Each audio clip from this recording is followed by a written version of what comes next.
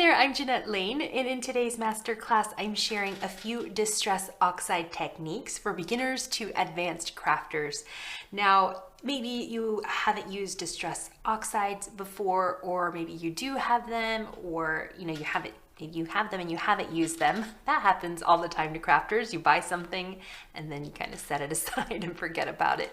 So hopefully this video inspires you. I'm going to be sharing 3 techniques today. So I'm going to be showing you how to do acrylic block smooshing, water stamping, and layered distress oxide resist.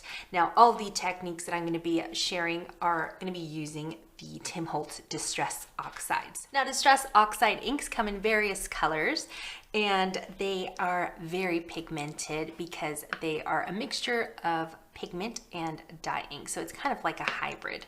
And this allows you to get the effects of dye ink. So you get some really gorgeous oxidation when you add water to the inks, but also it gives you gorgeous color payoff. You have just some vibrant, striking colors to work with that are really, what's the word? Not inky, like really juicy, blendable, rich colors to play with. So distress oxides are definitely something that I recommend that every crafter have in their stash, or distress inks. I prefer the oxides just because they are so pigmented, and also they're smoother to blend, in my opinion.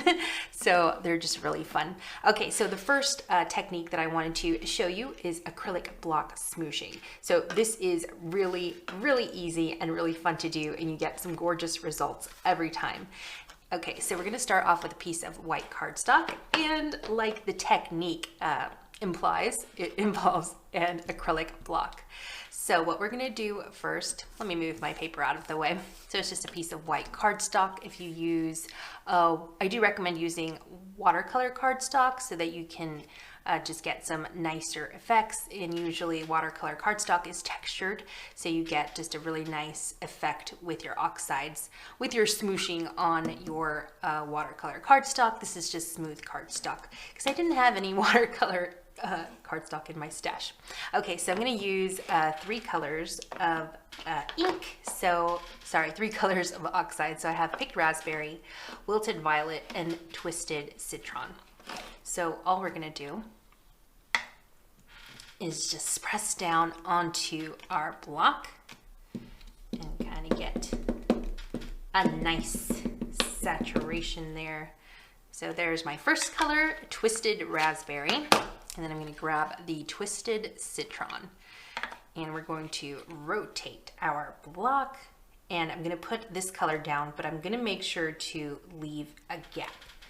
So they're not going to be touching quite just yet. So there we go, happy with that. And then we're going to switch our color over to wilted violet.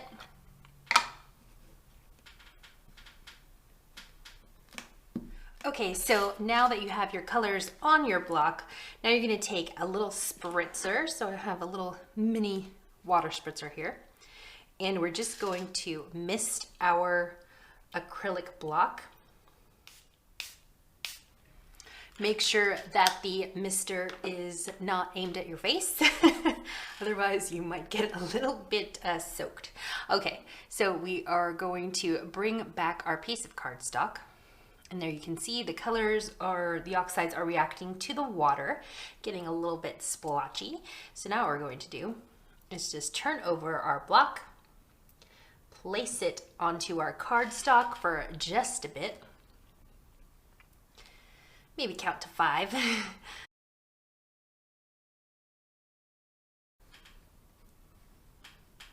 Then you're just going to drag down your acrylic block.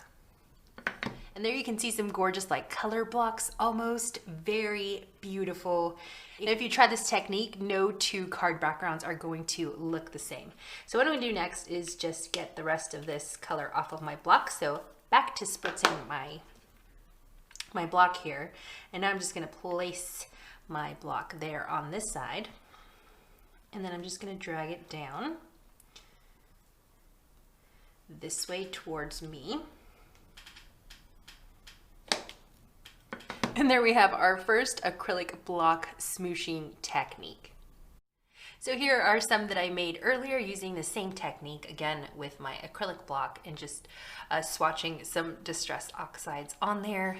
You just get some really fun color play, lots of things that you can do with these backgrounds. You can just add a stamp a sentiment, or you can die cut a sentiment, add that on top, or you can also use this for die cutting and getting some really fun and colorful die cuts. Okay, so now on to our second oxide technique. I'm going to show you how to do some water stamping. So water stamping is really fun and just another way to use up the stamps in your stash.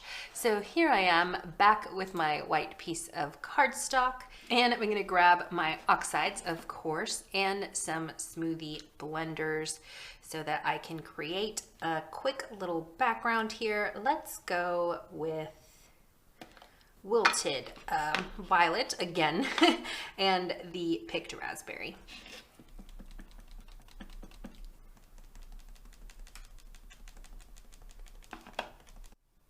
I got a weird little smudge there because my mat wasn't completely dry. Whoopsie daisies.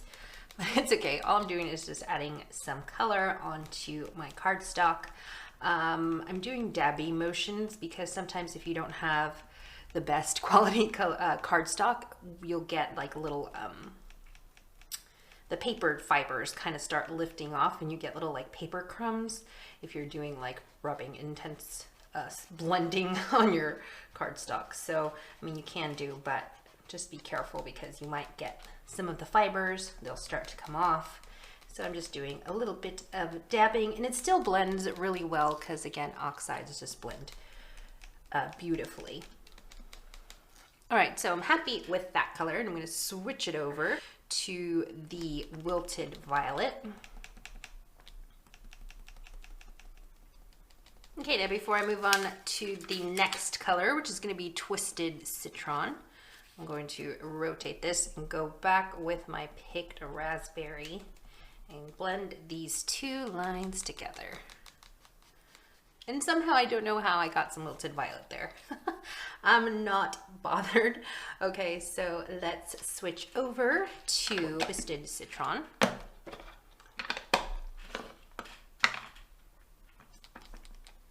All right, and then I'm going to turn back to wilted violet and just blend these two colors together where the Twisted Citron meets the wilted violet. I'm just going to go over it with the wilted violet smoothie blender, just the excess that was on that sponge. And go back here, blend that just a little bit more. So we have our blended background, and now I'm going to grab my stamp set. The one I'm going to be working with today is from Altenew. I believe this is the Sunlit Flowers. So I am going to grab this beautiful stamp, this one down here. All right, make sure that your stamps are nice and clean, that they're not inky at all. I'm loading that onto my stamping block, moving my blended background out of the way. And I'm just going to mist, again, one more time, mist the stamp right on my stamping block.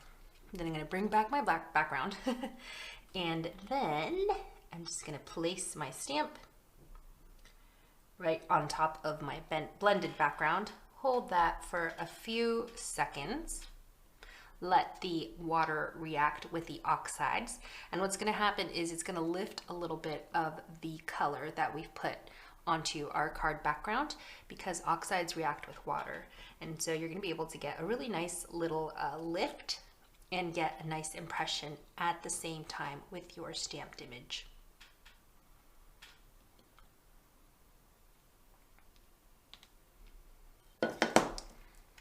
So there you see that beautiful watermark, gorgeous. So what we're gonna do now is just repeat the process. So we're going to spritz it again, place it onto our background, let it sit there for a bit. You can put some pressure on it if you want, maybe put a weight on that so that it doesn't budge. I can put my, my embossing powder. So I'll just hold that there for a little bit. Now, of course, if you want to clean your stamp, so if I want to completely clean this of any oxide color, then you should. But I left just a little bit of that wilted violet there, and also it picked up some of the picked raspberry.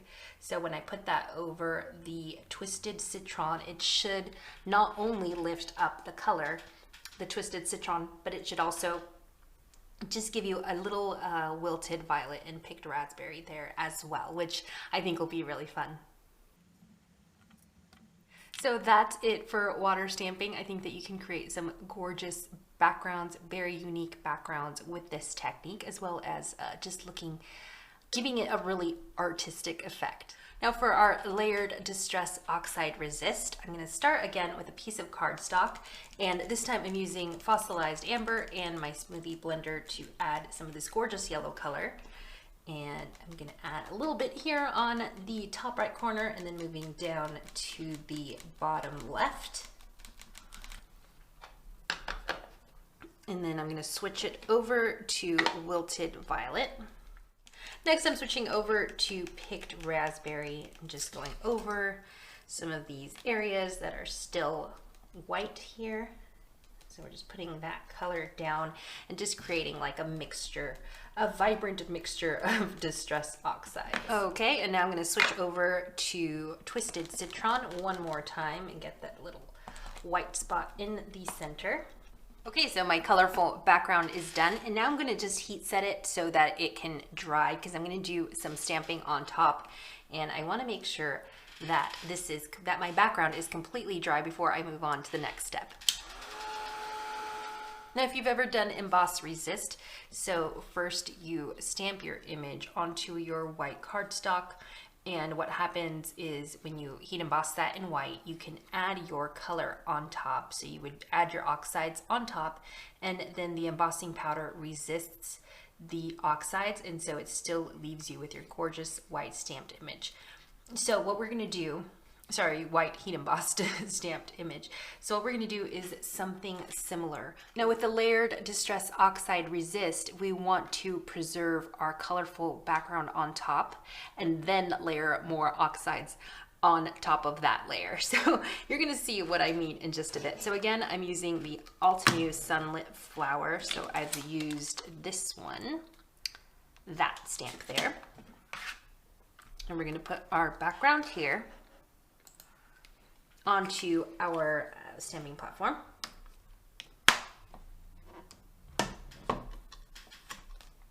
And we're gonna stamp this maybe here. That looks good. All right, and we're gonna use clear embossing powder. And first we need to grab our embossing ink. And the one that I'm gonna be using today is Wow embossing ink, which I love. So we're just gonna ink up our stamp with this clear embossing ink.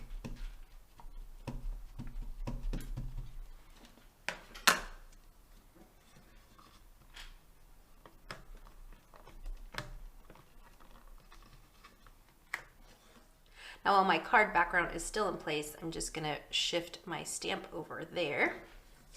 That's good.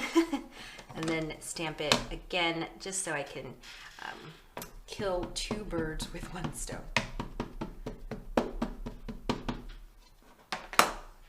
Just so I can do two stamps at once. All right, so now we can grab our clear embossing powder. I'm gonna be using Cosmic Shimmer. I have my piece of scrap paper underneath to catch my excess embossing powder. So we're just gonna sprinkle that on top. Make sure that you're using clear embossing powder. We're gonna shake off the excess. So there you can see where my embossing powder has kind of fused to my ink, my stamped ink there. And so I'm just taking a dry brush, paintbrush, and brushing off all the little excess powder that has fused just slightly to the rest of my card. Nothing major. And now we can melt the powder with our heat tool.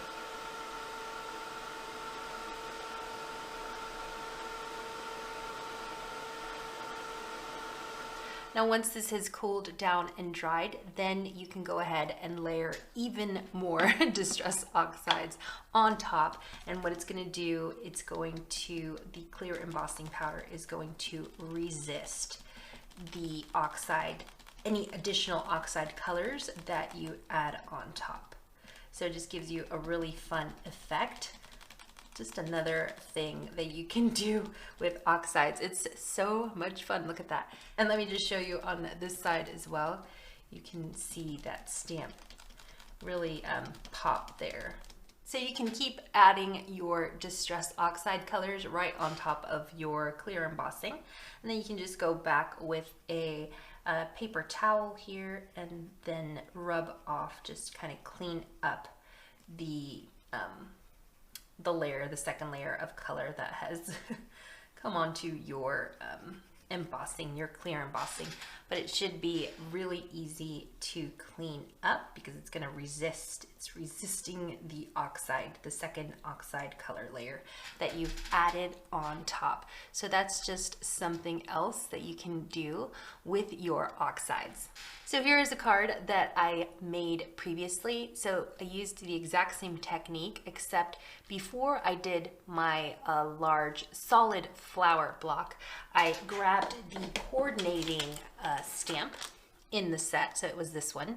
And first I stamped that with some black hybrid ink, and then I waited for that to dry, and then I added the large solid flower stamp on top with that clear heat embossing, and then I just put wilted violet all over, and you get that really fun preserved oxide background. I hope that you enjoyed those 3 Distress Oxide techniques and that you're able to try these in your own craft room.